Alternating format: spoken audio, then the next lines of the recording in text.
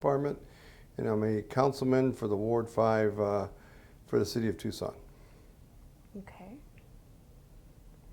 All right, now test mine. My name is Samantha Salazar.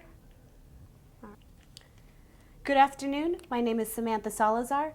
Today is August 17th, 2010. I am in Tucson, Arizona, interviewing Richard Fimbres for the Voces Oral History Project. Thank you, Mr. Fimbres, for agreeing to be interviewed by our project. Please know that if there are topics you don't wish to discuss, you will not have to discuss them. Also, if there is something you wish to discuss, we want to hear you. If at any point you wish to stop the camera to get a drink or use the facilities, please let us know. As we said earlier, your interview will be housed at the Nettie Lee Benson Library at the University of Texas at Austin campus. So let's begin. Tell me about your childhood. When were you born? I was born in Phoenix, Arizona, but raised in Tucson, Arizona in 1954. I was born July 30th. What was going on in the country around that time? Well, we ended up out of Korea, as I recall, as a little kid, and then John Kennedy had become our president. There was this new hope for the country coming out of the economic downturn that they'd had from the 50s with Eisenhower, and John Kennedy had just become president, and there were a lot of positive things happening. And the war in Vietnam, I think, was in 1964, was starting to brew, and we had advisors. No, it had to be earlier than that, because they had advisors there since 1958, I believe. And it was just the economy. I was a young kid that was going to school at St. Ambrose. Was an all Catholic school. My parents worked hard to make sure the five of us went to Catholic school. They thought it was a better school system, and I went through for 8 years. How many brothers and sisters did you have? I am the middle child. I have an older brother named Gilbert. I have an older sister named Carol, a younger sister named Mary Helen, and a younger brother named Stephen. And what about your parents? What did they do for work? My dad worked for the Southern Pacific Railroad. He spent about 38 years there as a wire chief, and before that he got in as a telegrapher. And my mother worked briefly at the University of Arizona, and then she became a full-time mother, making sure that we all got the things that we needed. What do you remember about when the Vietnam War started? There was when I was younger in going through high school, there were a lot of my friends that were going to enlist. So and they felt it was time to go over there and do what most Americans do patriotically, is to serve our country. So a lot of the folks were joining up, and I know that Korea had finished, and there was some issues with Korean veterans, and I know that Vietnam, there was folks that didn't like it, that we were entering the war, and there was other folks that wanted us to go in there and just completely get it done.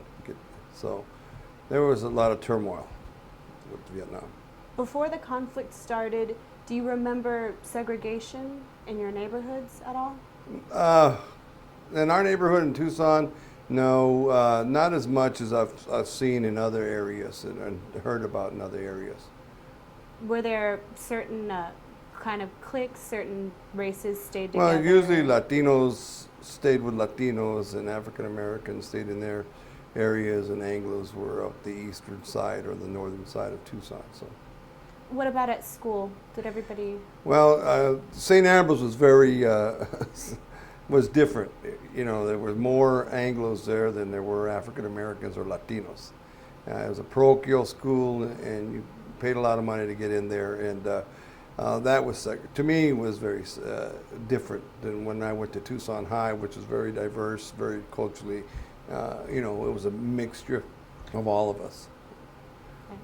Do you remember what public opinion was about segregation, racism, discrimination at this time? It was there was people that came out of World War II, the GI Bill, the FHA, allowed for everybody to be equal. I know that there was issues here in Arizona with the mining camps, because Latinos got paid a lot less for doing almost the same job as an Anglo did in the mines. So that was issues. In fact, they had cards still, green cards, that would show what the salaries were of a Latino compared to an Anglo miner. So there was controversy with that, and a lot of soldiers that came back and fought for this country, and because they had the GI Bill, felt that there was an equal issue, that they needed to get into the same stores and able to go to the same theaters and do a lot of different things, and education, and getting the same type of wage for the jobs that they were doing. Did you or any of your family members, any of your brothers or sisters or your parents ever experience discrimination personally? I remember going into like the Fox Theater downtown, and you had seating where we were supposed to sit as opposed to where you're just walking in like it is today.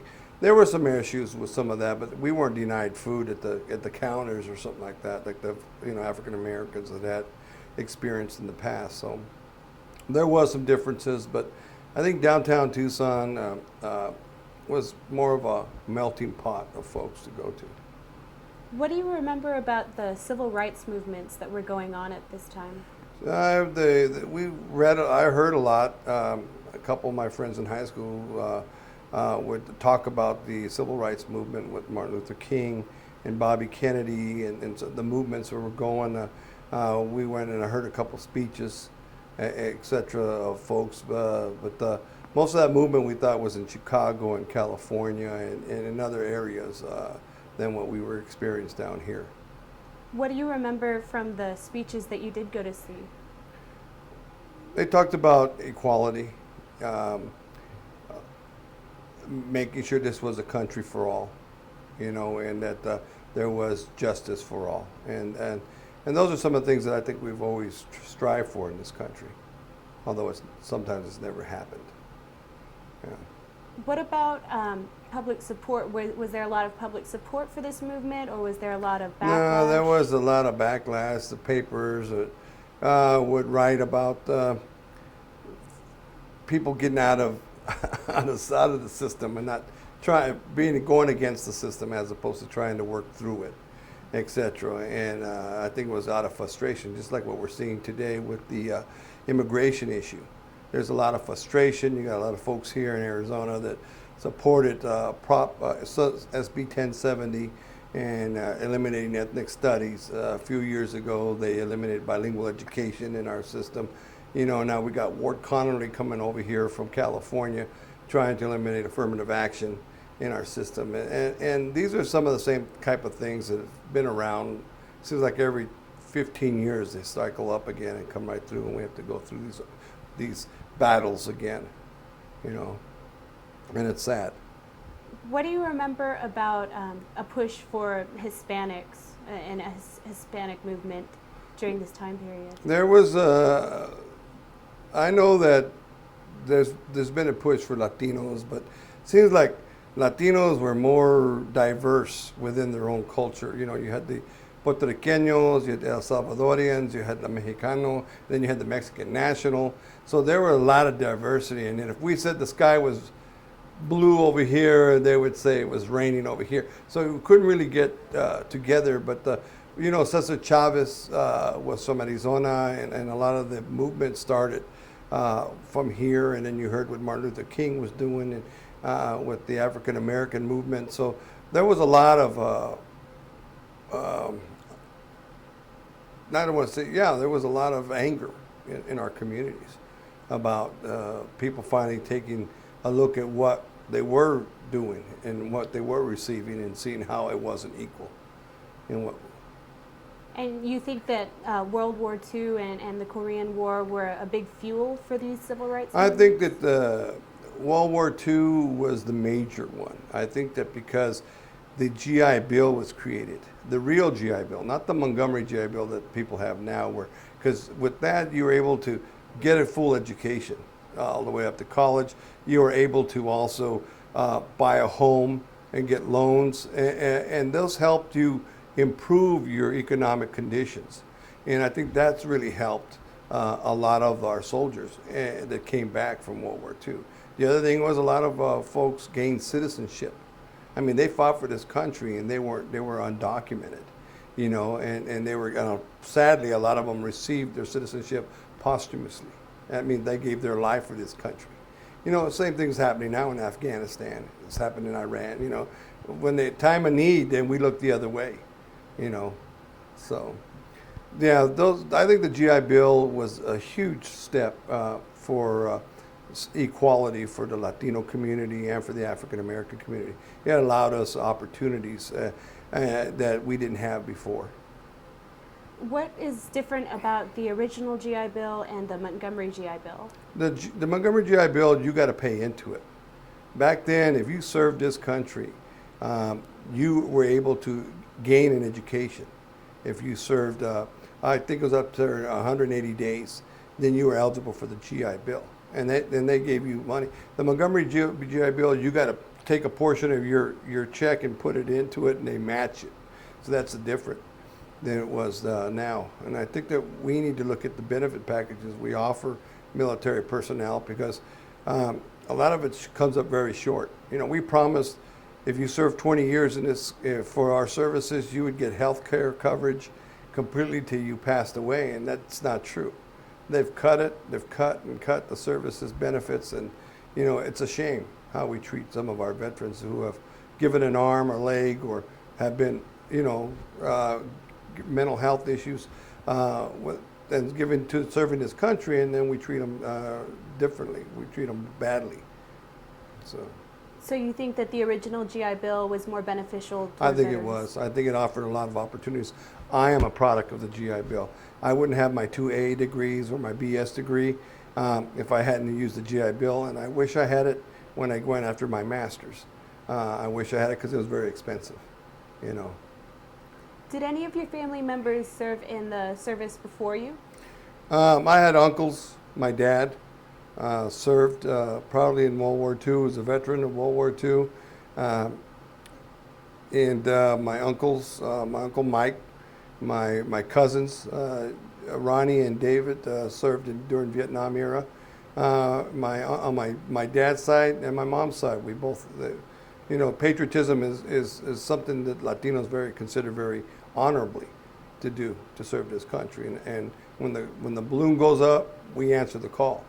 Yeah, so, and I know that in my family, my little brother and I have served in the military. What branch of the military did your father and your brother serve? My brother was U.S. Army U.S. Army Reserves. My dad was active Army during World War II. And how about you? I did active duty. I did during the Vietnam era as active duty as a military policeman, patrol and narcotics dog handler. And then I went into the reserves, and I got additional MOSs and became a field medic and a patient administrator. And I retired with 27 and a half years in total of my military time, from active duty to Army Reserves and some National Guard time in there. What were some of your responsibilities when you were on active duty during the Vietnam War? I was trained to be a military policeman and a patrol and narcotics dog handler. So in 1975, after I just got through going through my patrol dog school training, I scored high enough in patrol dog school that they amended my orders and sent me to narcotics dog school. And then in the middle of, right at the beginning, Nixon started recalling all the troops back. So they designated Fort Polk, Louisiana to be a designation site for soldiers coming back from Vietnam. And because it's a huge fort, you have North Fort and South Fort. So they sent me there with my narcotics dog to do health and welfare inspections. And what we were doing was searching for contraband, a lot of drugs, a lot of things that come back from the east, And what was that like? Did you ever find drugs? Oh yes, yes. What we do is as soon as the planes landed, we had what you call amnesty barrels. And we told folks in the planes, before you unseat, you have the last opportunity to go and think anything that's considered contraband, and we had a long list that they would get a sheet of. You can place in that amnesty barrel and nothing will happen. But if we find it later on, you will be charged under the Uniform Code of Military Justice, and you'll receive the punishment. So we would find all kinds of stuff, not only drugs, but ammunition, things that they weren't supposed to have. And then they would go into billeting, isolated billeting, and then about 4 o'clock in the morning, we'd hit the fire alarm and get them all out in their skivvies, and then I would go in with the narcotics dog and we'd do a search. And guess what? We'd find contraband still. More of it would be more drugs and stuff. That, a lot of these guys came back with addictions. So that was my role, and then I worked for military police investigations and CID, also on different cases. What is CID? Criminal investigations. Okay. What's the punishment, or what would happen to these men if they were caught with contraband? You'd be charged under Uniform Code of Military Justice, depending on what was sanctioned by the company commander. And if it was very serious, then it would go up to the court system. Usually Article 15s, which means you lose a stripe, you lose pay, or, depending on what the offense was. A lot of times there was leniency held on a lot of these guys because they were just coming. That's the other thing. They were in the fields one day fighting, and then the next day they're in the United States. And there's really no time to decompress and to go back into civilian mindset as opposed to a war mindset. And that was one of the big differences between World War II and Korea. Back then they came back slowly on a ship, and the psychologists and the psychiatrists were able to work with them to get them back in the frame that you're going back into civilian life. And, and you're going back, not killing people, but you're going back into, getting a job and going back. In Vietnam, you didn't have a lot of that stuff. It was a very unpopular war. These guys were in the fields one day killing folks, and the next day they're in New York City, or in Louisiana. And they were here, and they didn't have the proper time to adjust. Do you think that the stress was sort of contributed to their addictions? I think a lot of it had to. When you're fearful for your life and you don't know, it was a different type of war. You didn't know who your enemy was. The little girl walking up to you with a fruit, could have been rigged for mines. It's like what they're doing in the Middle East right now. You don't know who was the enemy, and that created a lot of conflict. When you're up, thinking about this stuff 24 hours a day, you can't sleep. You don't have a regular system for sleep, etc. It creates problems. That's why you see a lot more PTSD than you've ever seen before. How did you train for your position? I went through when I enlisted in the Army.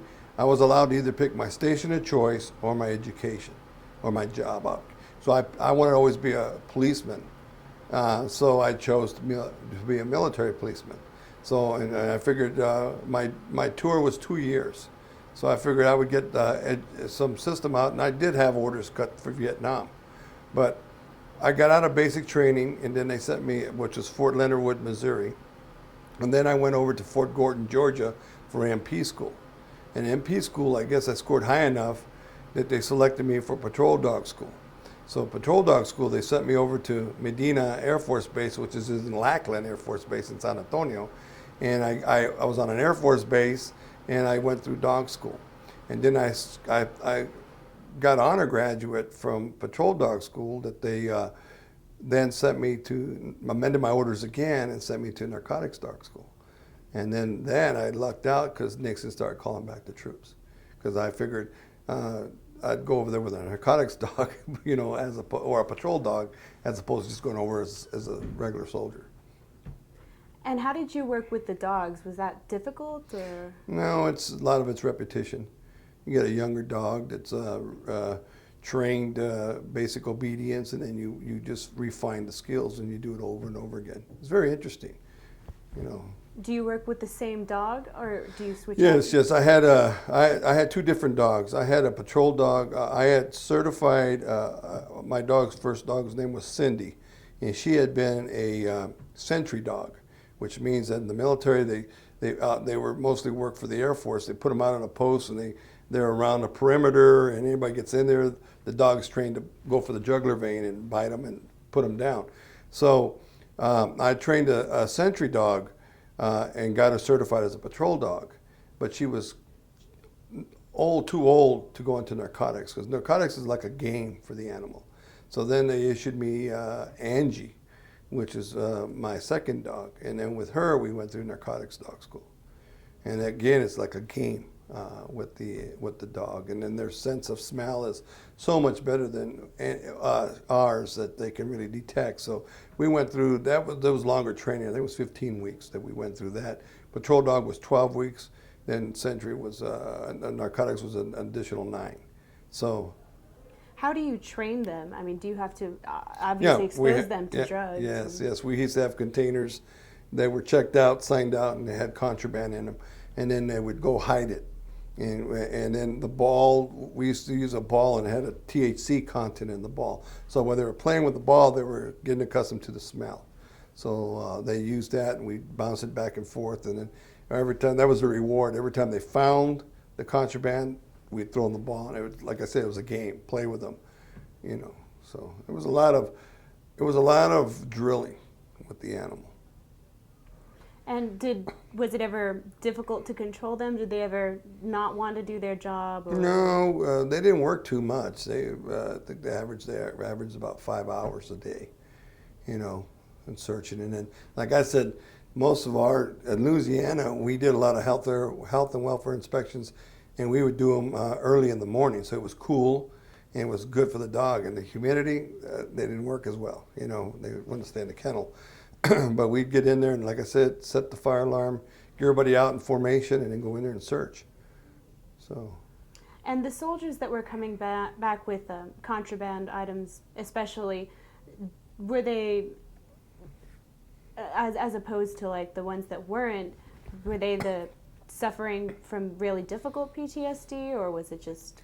I'm not sure. Back then it was just we arrested folks that had contraband. The other aspects of it were up to their company commanders and the medical staff and et cetera. We just were enforcing the laws, the regulations under the U.S. Uniform Code of Military Justice.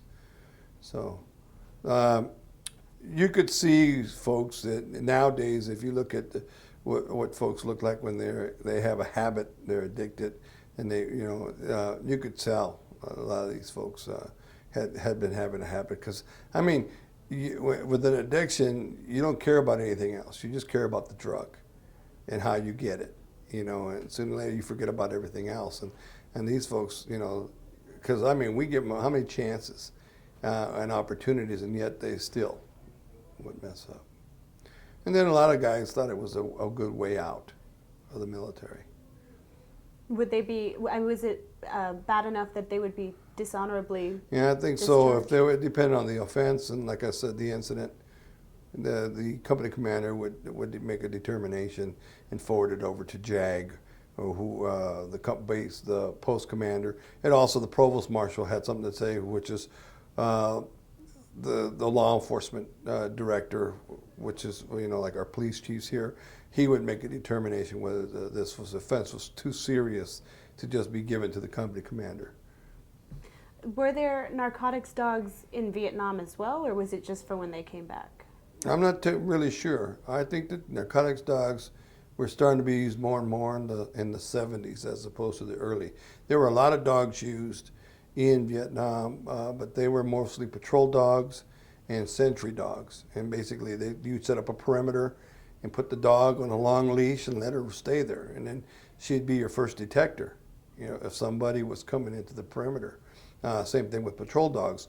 They would take point, and you would put them on a long leash and hopefully they'd detect a booby trap or an ambush before you actually walked into it.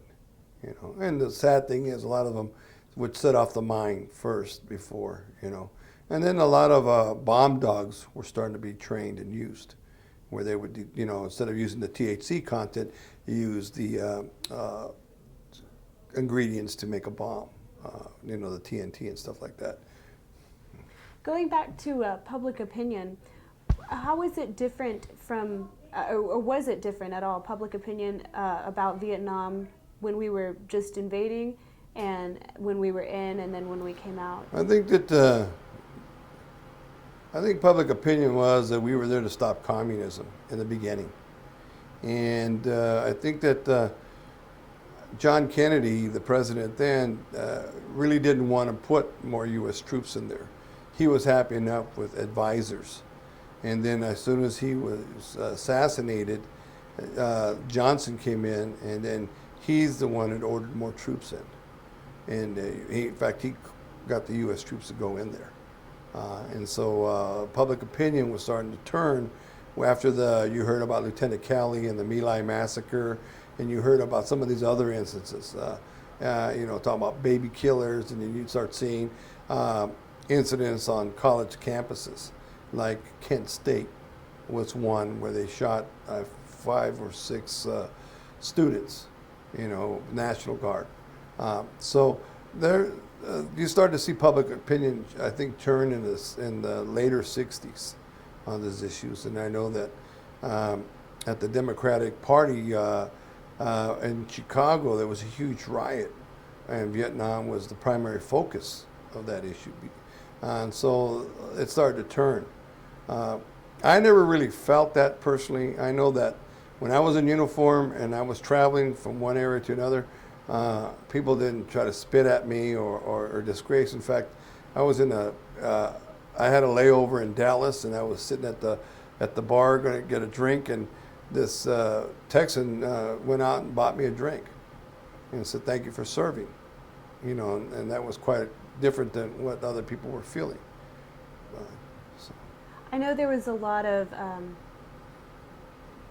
anger towards military veterans coming back from Vietnam after the war had ended. What do you think why did people treat veterans so badly?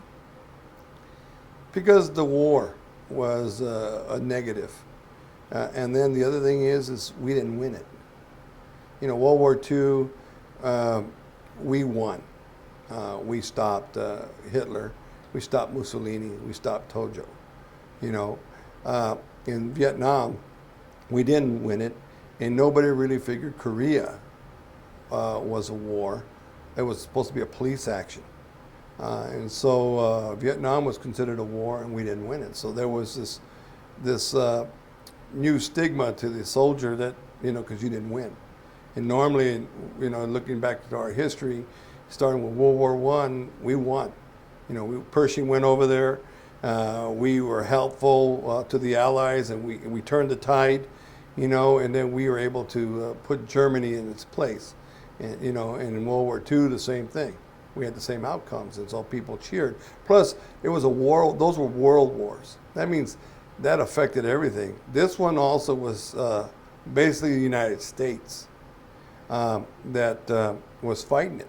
We didn't see England, or we didn't see, France and all these other folks in there with us, like we were in World War II, allies. And then we didn't learn from the French. The French had just been in there in the 50s, and they couldn't control it or deal with it. It's just like what we're doing in Afghanistan. We didn't learn from the Russians. The Russians were in there for 8 to 11 years, and we didn't learn that they couldn't, promote whatever they were trying to promote there, and we're trying to promote democracy to the Afghans, and they're not accepting it. So we're in the same dilemma we are now, right now. And you think that's why people were kind of cruel? I think they were, and then you heard the things about what happened in My Lai and other incidents like that, and they kind of dishonored the mindset that people had of an American soldier. We're supposed to be the good guys. Do you remember anything about hearing anything when the Tet Offensive happened? How did people react to that? Yeah, that was the '68, the Tet Offensive. That showed that I think the perception was that we were in control and we were going to win this thing and we'd be out of there. And then in '68, when the Tet Offensive occurred, that changed everybody's mindset, that this wasn't going to be as easy as everybody thought, and that it was going to take more manpower, more resources to try to deal with this thing. And then I think the economy was bad here too, in the United States. I remember, if you remember the gas issues in the '70s with rationing of gasoline and stuff. Those are some of the things that people didn't sit well with. How about the draft? I mean, what were people doing to avoid the draft or about? Oh yeah, there was a lot of different things. Stories about the draft where people would accidentally shoot themselves or find other ways not to get into the war, or they would go to Canada or Mexico to avoid the draft, or they would go into school and get a deferment, and mostly soldiers of color showed up, African Americans and Latinos. Although I don't think they really distinguished Latinos at that time. I'm not sure if they did have numbers on those. Usually we were Caucasians. We're all Caucasian. It's like the way they used to count us in the military, police records. And what did you think of the amnesty, the pardon, basically, to let all the people back? I believe that was under Nixon. What amnesty? When the people that had gone to Canada or Mexico or somewhere were allowed to come back without any... People were, I know a lot of people were disgusted with that. That the Nixon allowed that to happen. And did you have a personal opinion about that? No, I just figured if he was able to avoid the war, then that was fine. I was, like I said, I had orders to go to Vietnam, and then grace of God, I scored high enough that they amended my orders and sent me to patrol dog school.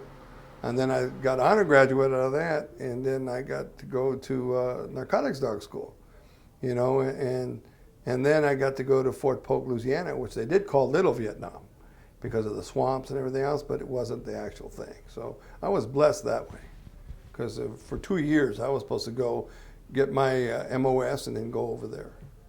How long did you actually stay active duty? I was there for a little over 2 years. And then I went into the National Guard here in Arizona. And then when they disbanded the National Guard unit, which was an MP unit here, and moved it to California, they brought in the artillery. And then I was asked, I went to become a field medic. I went to 91B. And so I went through the school. I went back to Fort Sam Houston, this time in San Antonio, and got my 91B MOS out of the way. And then about 6 months later, because I was a sergeant at the time, to get promoted, I took another position, which is patient admin, and I went back to Fort Sam and got a 7-1 Golf MOS. And then that's where I stayed, in that MOS. Did you continue to do Narcotics Dog? No. Once I left the MP unit, became a field medic, no. And going back to kind of what was happening stateside, what happened, what was it like when Kennedy was assassinated? Well, you can still remember, that was 1963. I was a little boy, and I was at St. Ambrose School, and I remember the priest making an announcement. We were in the mess hall, and they grabbed us all, and we left our trays there, and we all ran into the church and started praying, because he had just been shot in Dallas. And we started praying the rosary. I think we did like 3 rosaries just to pray. And then before Father Kelly said we could all go back and then go home. But that was very tragic. A lot of people were crying. My parents were devastated. My older brother and older sister were too. So it was the end of Camelot, as they say. Because when Jackie Onassis and John Kennedy, he predicted we were going to go to the moon. We did. He set the bar very high for Americans. What was his famous speech? Ask not what your country can do for you, but what you could do for your country. And he kind of put it back on us, that we make this country great. It's us, and we need to participate. Well, his assassination was also closely followed by Martin Luther King's and then Robert Kennedy's. Yeah, 68. Martin Luther King was killed in Tennessee, Memphis, and then Bobby Kennedy was killed in California, about 3-4 months later. So what was the country thinking? There was a lot of unrest, a lot of turmoil. There was a lot of issues. The civil rights issues were at the forefront. I know that Lyndon Johnson got so much heat because he signed the Civil Rights Act that he chose not to go for his first term, because he was appointed while he took over after Kennedy died, but he chose not to go after another term. And that was because of all the heat that he took for signing the civil rights, plus the Vietnam War issues. What were some of the other civil rights issues going on besides the African American movement, the Chicano movement? What were some of the other issues? Well, women's rights was another issue. Talking about equal pay. I know that there were a lot of different movements going on. There was a religious movement going on also. The 60s were tough. And then it was free love, and drugs were very prevalent. Marijuana was almost rampant. There was a lot of, in the 60s, it was a different mindset than we have today. Did you take part or participate in any of these movements? I did mostly the civil rights stuff. I was an athlete in high school, and so the coaches always drummed it, and you can't smoke, can't drink, you can't do drugs because you're only hurting your body, you're hurting yourself. So I would go speak to, as a senior in high school, went and spoke to lower classes about athletics and getting more students, young people involved in sports as opposed to getting out there and doing some of the other stuff that was going on. What sports did you do? I played football, I played basketball, I ran track back in high school. I played, in the summertime, I played a lot of baseball, little league stuff, and then. Was that part of the reason that you enjoyed the Narcotics Dog? I mean, was that kind of like influential in your? Well, no, it just. No, I think back then athletics was a big portion of my life. I think my brothers were stars, my cousins were stars, and in sports, and so I wanted to aspire to be like them, in a lot of ways. They were my heroes when I was growing up. My dad was one of my heroes when I was growing up. So. And what sports did your brothers do? My brothers were My brother was football. Both my brothers were football. My other brother was track. My cousin was football and baseball. You mentioned earlier that there were some religious movements going on. Yeah, I think that there was more folks trying to impress upon people that their religion was the right religion as opposed to our religion. And then you saw a breakout. I know of the Catholic religion, there was a breakaway. You had a lot of different influences come out. The Jehovah's Witnesses were a big, I think really got the movement going. And there were some other ones that are not as prevalent as they are today, as they were back then. Was this happening while you were at the Catholic school? No, that was when I was in elementary, 1st to 8th grade. No, this was right after high school. Did your religion influence at all the way you viewed the way these movements were? Or? Well, my parents have always been devout Catholics. My grandmother was, and she had a lot of influence on me. She lived with us at our home. So I thought, and I went to Catholic school for 8 years, so that had a big movement. And then I think us as Catholics think we are the religion and everybody else is not, but there's so many denominations that believe the same thing. Mm-hmm. What about the big event you mentioned, landing on the moon? What was public atmosphere at this point in time? Well, with Neil Armstrong, that was a promise that John Kennedy had made in '63 or '64, and no, he died in '63, so it had to be '62. So we lived up to our goal, when Neil Armstrong stepped on the moon. I know this was when the Cold War was going on. Cold War was going, and we had the race with the Russians and who could create the most mass weapons of destruction, and nuclear war was going on.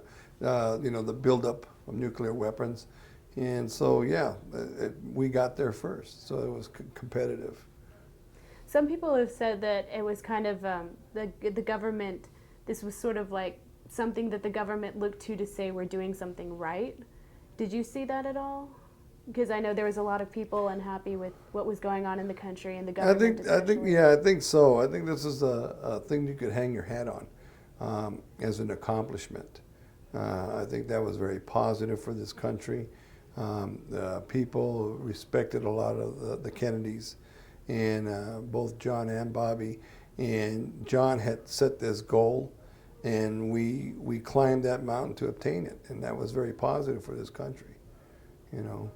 I think back then too, in '73, you had a lot of economic issues going on here. Plus, you had the turmoil with civil rights, you know.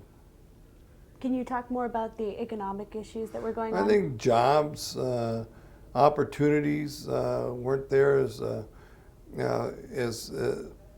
people were still struggling to make wages, and the American dream was to own your own car, own your own home, debt free, and put your kids to school. And a lot of people were struggling to do those type of things.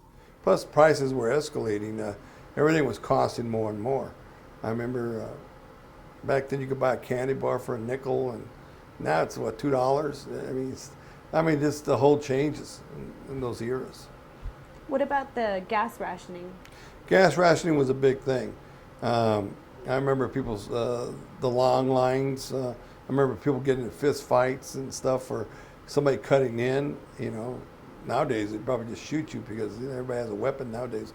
But back then, there was shouting and stuff. So that played a major thing. The oil embargoes and stuff like that were occurring played a big thing on the economy of this country. And what was the purpose of the gas rationing? I'm not sure.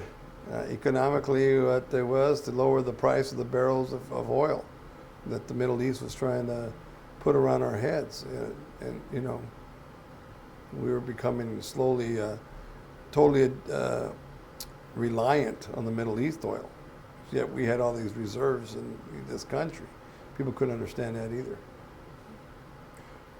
Going back to your time in the military, can you talk more about your time during the National Guard, what you were doing? And well, I was a military, like I said, I was military policeman in the active duty, and then I was a field medic, and then I was a patient admin.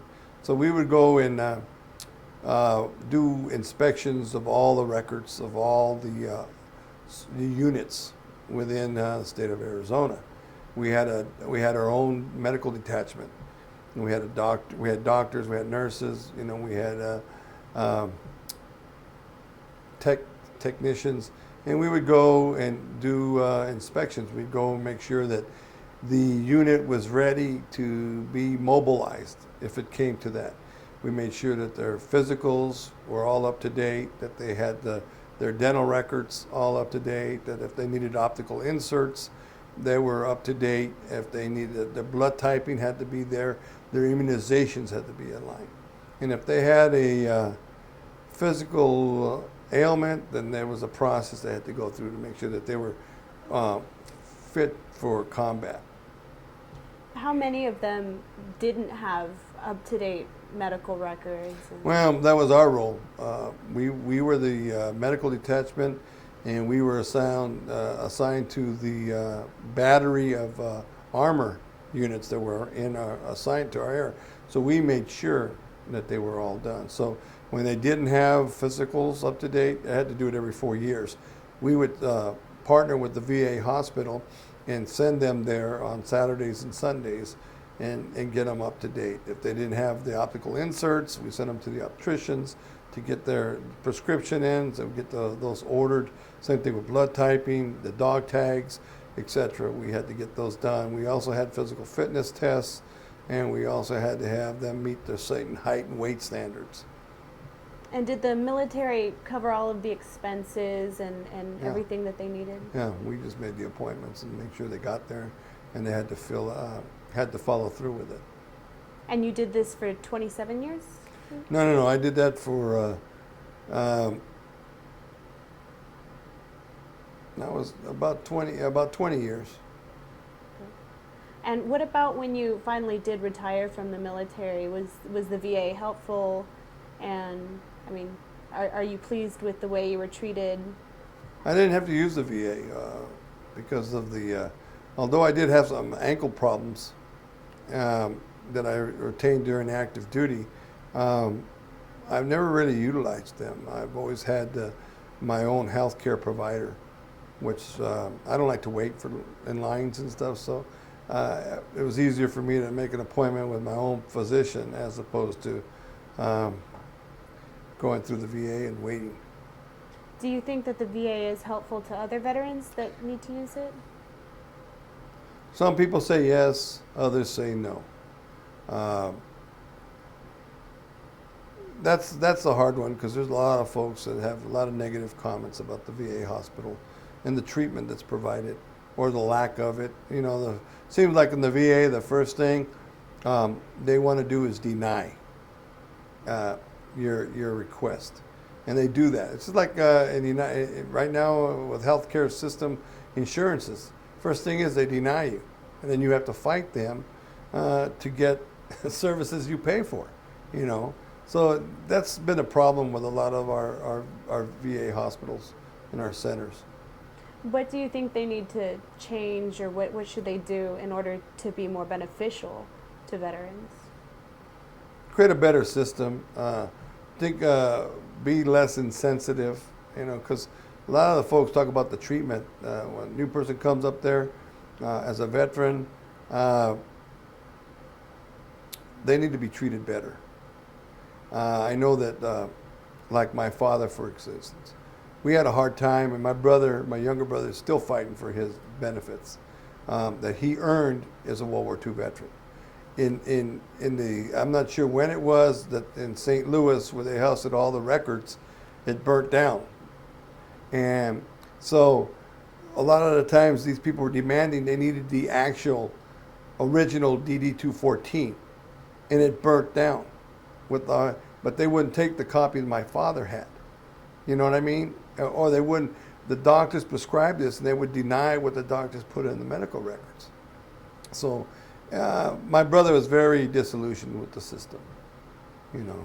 I interviewed a veteran who said the same thing happened to him, that his records were burned, and he was a Mexican national, and he was in the military during World War II trying to gain citizenship, and he believes that it was discrimination towards his Mexican nationality that caused them to deny him so often. Do you think that that's the reason? That might be part of it. But I just think that they got people in there that are insensitive to the veterans. A lot of them are just techs that are civilians, never have spent time in the military, don't know what the process is really, and they deny it. Like, so one of the things my brother had to fight, they went back and they said my father hadn't been in combat, yet he had all these medals. And then we found out that this idiot was going back just to the regulations of the Vietnam era. It wasn't the World War II regulations where they had earned these. He wasn't even know what he was doing.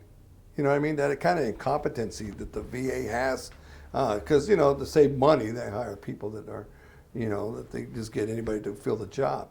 And those are some of the problems I see happening with the system. I mean, look at the travesty at Arlington Cemetery. You know, they gave all that money, yet they were burying people in the wrong places or stacking them up. It didn't make sense. You know, here's a person that died for our country, and this is the way we treat him.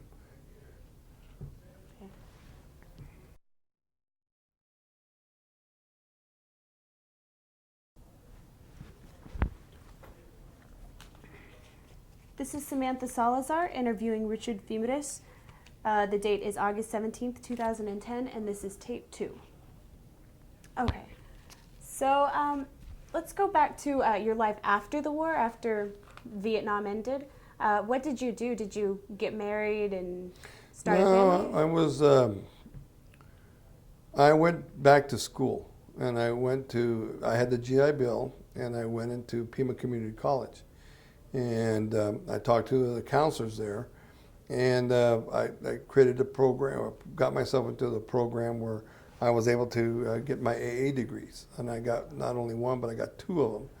And then I was able to, at that time also, I got hired by the Sheriff's Department and I started working midnights.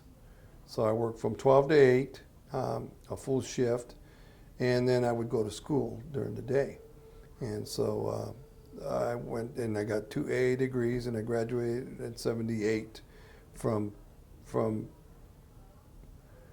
Pima Community College. And I believe in '78, my wife's going to kill me, when we got married. It's been 32 years. In August, and then I transferred to the U of A. And it took me a little bit longer to get my last 2 years for my BS, because the U of A is a wholly different than it was with Pima Community College. There, you have to really, it's like the VA hospital, it's an island amongst itself, and they're very hard. You have to really be self-disciplined to get through the program. And plus I was working full-time, so I was only going to school part-time. And so I was able to get my BS degree in either '82 or '83. What motivated you to get a degree? My father and my mother, they always stressed education was the key to success, that once you earned that diploma, there was nobody could ever take it away from you. That education that you learned, nobody could ever take it away from you. And education was an equalizer. You could equate better pay in a job to educational level that you had. And so many of our community and Latinos don't have a degree, don't even have a high school diploma. And my father saw that. He was from the Depression, him and my mom, and they really worked hard to put us through school, parochial school. And then in high school, they allowed us to make those decisions of whether we wanted to go to Catholic high school or not. And by that time I had 8 years of that system, and I chose to go to the high school where tradition was that we all went to Tucson High. And so that's what we did. I did. And then I chose, I went into the military, got did my years of service, and then I got in and started going back to school. Did your other siblings also go to college? My older brother, yes. My dad pressed upon him. My sister, she's got some community college, my older sister, but she got a real good job in a doctor's office, and so she stayed there with her. Plus, she was raising a family. And then my younger sister, yeah, she went back and she got her master's. And then my younger brother's got a community college degree. And like I said, I went through, and I wish I had the GI Bill when I had to get my master's, because it was very expensive. At that time, was it like the original GI Bill, or was it the Montgomery GI Bill? When I went through, it was the original GI Bill. So I got my 2 AAs and my BS degree out of the GI Bill. I'm not familiar with AA. What is that? That's an association, administrative association degree. It's a 2-year degree. That's what community colleges can give out. Have you ever used that degree in your job or to get a job? Well, not in my job, because I was already working for the sheriff's department. But it's opened up some doors, the AA degrees, because it gave me some, I think for promotions and stuff, it gave me a better opportunity. It gave me an edge over some of the other folks that didn't have an educational degree in it. And I was able to be more innovative in some of the units that I ran. And the BS degree I've used, that helped open up some doors. So that diploma opens up doors for you, gives you better opportunities. And what did you get your BS in? It was public administration with an emphasis on law enforcement. What about your time in the police force? What has that been like? It's been very good. It's allowed me to a good opportunity to raise a family. The training was good. And I took a civilian position about 10, 12 years ago, because I wanted to spend more time with my sons. So as an administrator running some units, it's been easier, because I work Monday through Friday, 8 to 5 now, as opposed to, like I said, midnights, then swings, and then rotating. It's more stabilized. And I did that when Richard Michael, my first son, came along, and I wanted to be there to take him to soccer games. baseball games and stuff that my dad had helped me with.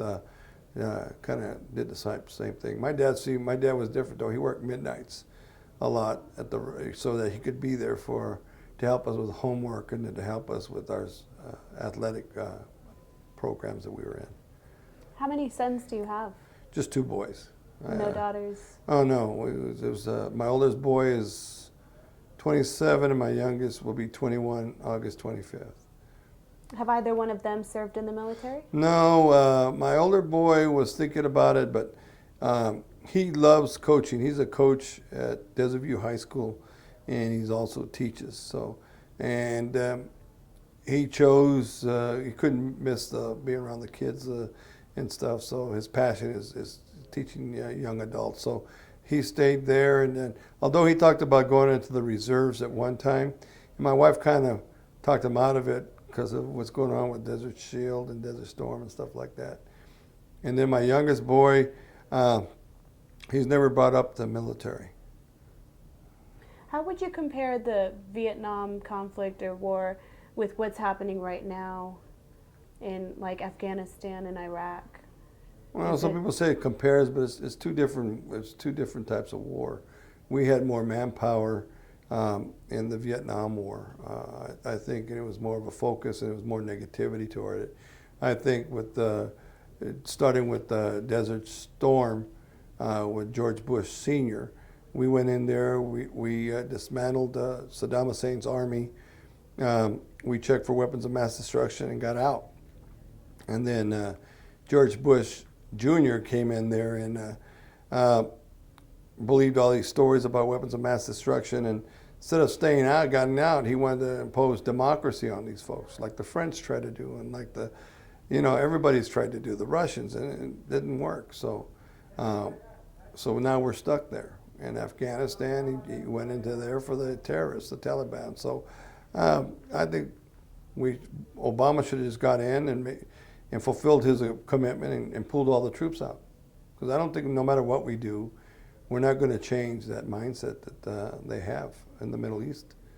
It's a hard one. I mean, even before Christ, they were fighting.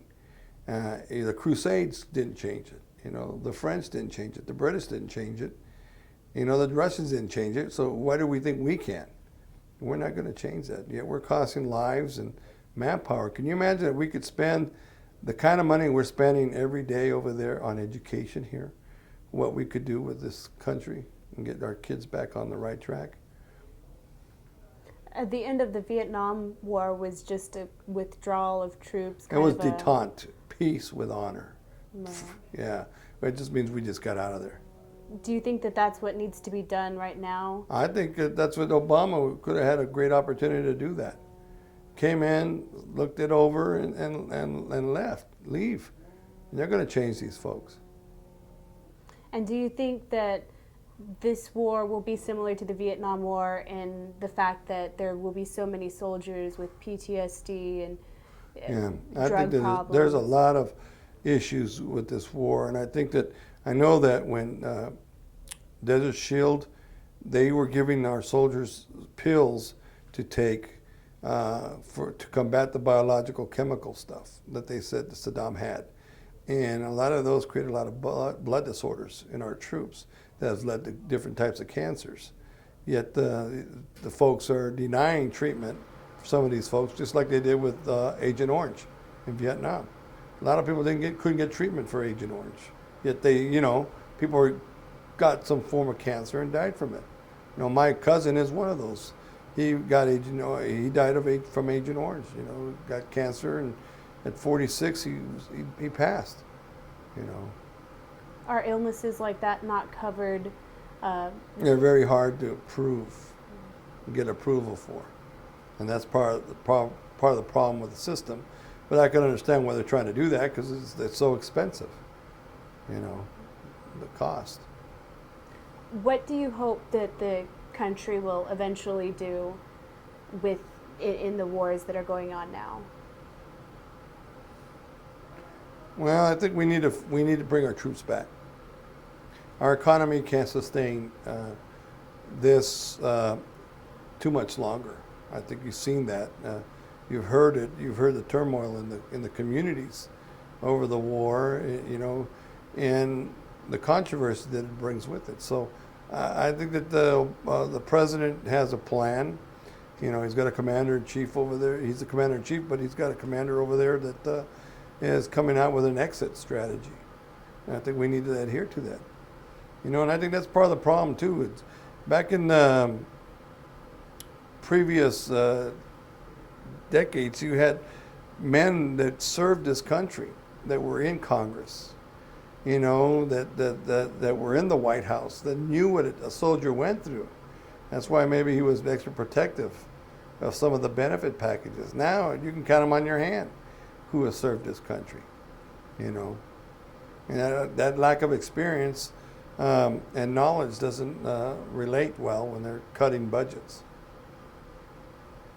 Is there anything else that you wanted to talk about? Anything else that you want to mention? Yeah, you mentioned one of the things that stuck out for me when I was in Louisiana, and they had a law in the book called miscegenation.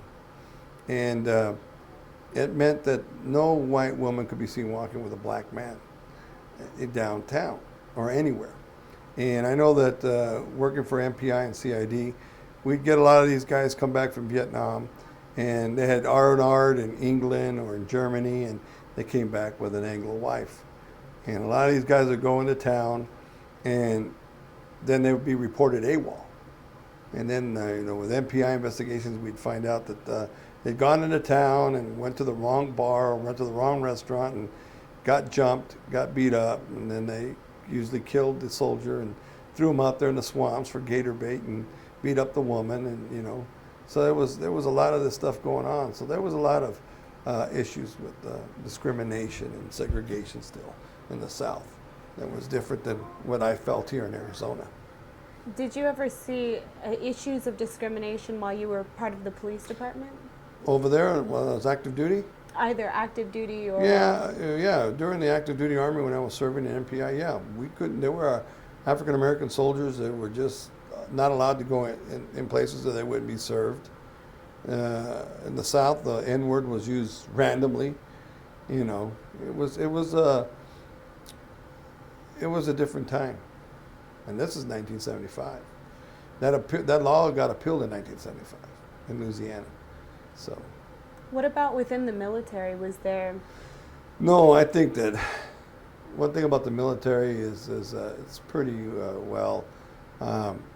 You get along.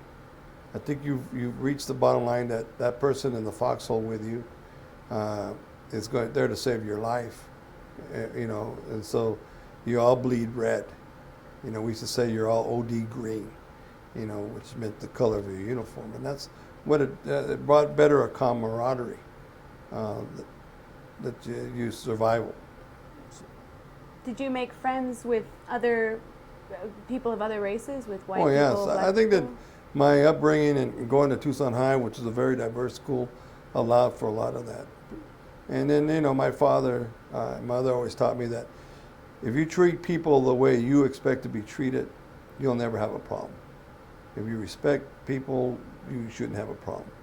And that's been the motto I've kind of lived off of. And I've never had a problem with somebody that doesn't like me because of the color of my hair or my skin or whatever. What about the law, or what's about to be a law in Arizona regarding the illegal immigrants and questioning papers and things like that? Well, there's been an injunction slapped on that. There were 7 major lawsuits filed on 1070 pertaining to different portions of the law. I know that several of those pieces that were in 1070 were gutted out by Judge Bolton, and they have filed a counter on that, but that won't be heard till probably January. And hopefully, if we're lucky, this governor will be voted out of office in November. So we'll have a new governor coming in, hopefully, and he's more diverse than this current person in office. That I think we'll be able to make some changes there. Plus, the other key position is the Attorney General slot. We need to take that seat also, so that we can try to prevent some of these things.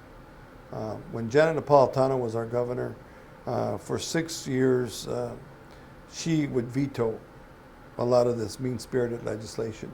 And President Obama took her to be Homeland Security Secretary.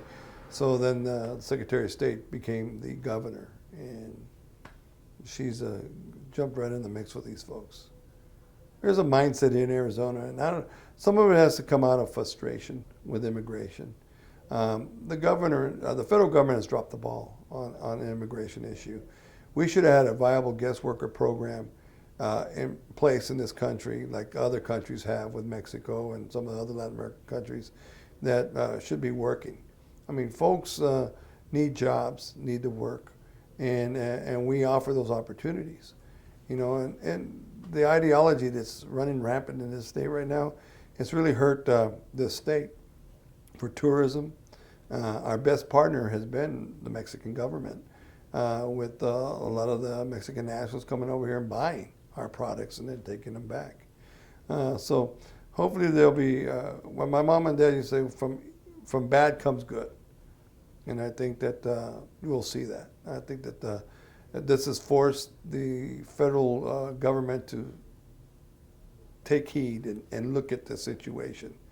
And I know that President Obama is not probably going to touch it till if he gets lucky and gets a second term, then he'll have to do it. But whoever gets that second term is going to have to touch it, because there's a lot of frustration. And it's not just Arizonans. There's 20 other states that were ready to follow on this legislative act. And there's a frustration, you know, and Latinos are the majority in this country now. And I think they want to deter that. They want to stop it from growing, you know. But you know, they don't understand that. Look at all the positive things that our race brings to this country. When you go to the Pentagon and you walk through those hollow walls, you have a whole wall dedicated to the Latino Congressional Medal of Honor recipients, because we have earned, of all the races, we have the most earned medals, you know, and they have a wall that shows each one of those Latinos that earned that. But you don't ever hear about that. When you open up your history book, you see a John Wayne type person in that book.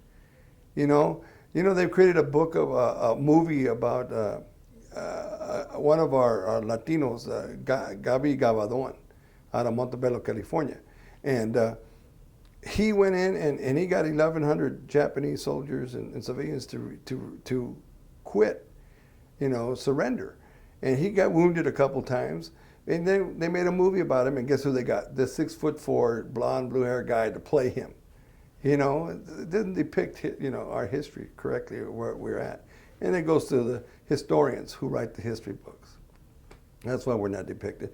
Spanish Armada was the greatest, you know, ships in the world, but you don't hear about it. Why? Because Sir Walter Raleigh was writing the history books, and that was in English. So, you know, there's a lot of things that the historians write in or write out of history. Well, with Hispanics becoming the majority in this country, at what point do you think it's going to change where Hispanics are no longer treated like a minority? At what point is it going to... When we take our own ownership of our identity and we start registering, becoming citizens, and then registering and voting, and then putting people in key offices and focusing on that. You know, we have a hard time finding people that run for school boards and getting people on the school boards. Yet, to me, that's the most important elected position you can have, because they make decisions over our children, and that's the most precious commodity in this country is our children. Yet we don't see it that way. Education is so put to the wayside in this country. I think we take it too much for granted, you know, what we're doing, and we need to refocus. You know, I think we need to go back to basics and get people to start reconsidering what we're doing, you know, with what we're doing. And I think the military, I'm glad It taught me discipline, which a lot of people don't have. It taught me to be honorable, taught me about integrity, and it taught me that I needed to get along. I needed to get along with people because I don't know, that person in the foxhole is going to be in there. I'm going to be counting on him to save my life. So there are a lot of things this country needs to go back to. I know in Texas we hear a lot about it. It's kind of related, not so much, but kind of related. The social studies books where the textbooks have been changed, and it's because of Texas, but because Texas orders the most textbooks, that now the whole nation is going to be using this textbook for their social studies class. How do you feel about that? And especially I haven't seen the textbook though. What does it cover? Well, they took out a lot of the topics like about African Americans, Hispanics. Castro is no longer in this textbook. They've kind of condensed. They're trying to wipe out history. They're trying to, kind of shield it, hide it. I mean, pretty soon they will say that the genocide to the Jewish community never happened. That it never occurred. That it's all storybooks, made up, and it's not true. We know history is important because we can learn from it, so we don't repeat it. And we haven't done that. We're going right back to things that we fought for in the '60s. People died for civil rights. Right back in it. We're right back into the fight today. The people like, Medgar Evers and Martin Luther King and Bobby Kennedy and people that civil rights advocates. Look what Cesar Chavez did for our community. And we're right back into this. We're allowing it because there's zero tolerance for a fellow human being right now. And it's so sad. Do you have anything else that you want to say? No, I thank you for doing this. I thank you for taking these segments to cover our history because, like I said, it's in the historians. It's who writes history, and people are going to follow up. So let them know how proudly the Latino community has served this country. Absolutely. And when the bell is rung again, I'm pretty sure we'll stand up again.